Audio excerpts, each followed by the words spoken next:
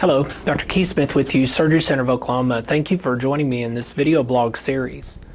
Let's break the ObamaCare scam down. Medical loss ratio. This is something many of you might not have heard of.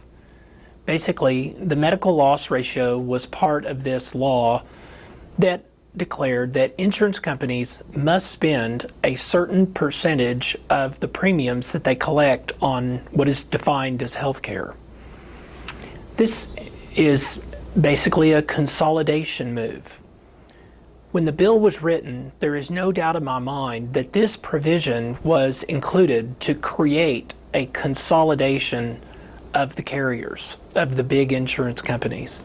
My friend Jim Epstein at Reason Magazine, when I asked him, how do you decide what is a good story to report on?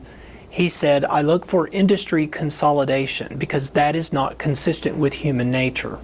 What is consistent with human nature is to have an increasing number of people competing in the marketplace.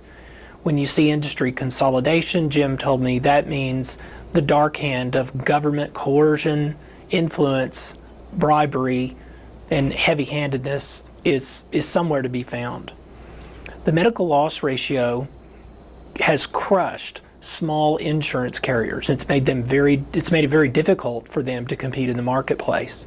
After all, if your insurance company is worth or is collecting $100 billion in premiums, and they are only allowed to spend 20% of that on administrative costs, that's still a ton of money. If your insurance carrier is much smaller, say a $10 million insurance carrier, and you're only allowed to spend 20% of that on administration, that becomes more difficult and is likely to lead to a consolidation of the industry. If you followed the news, you have seen that every day that goes by, there are fewer and fewer insurance carriers. And this is why. It is this medical loss ratio. It was created and included in the bill, I believe, deliberately to cause the big players to completely take over the market from the smaller players and create this unnatural consolidation of industry, which only occurs when our good friends in Washington, D.C. auction off their votes, as they do every day.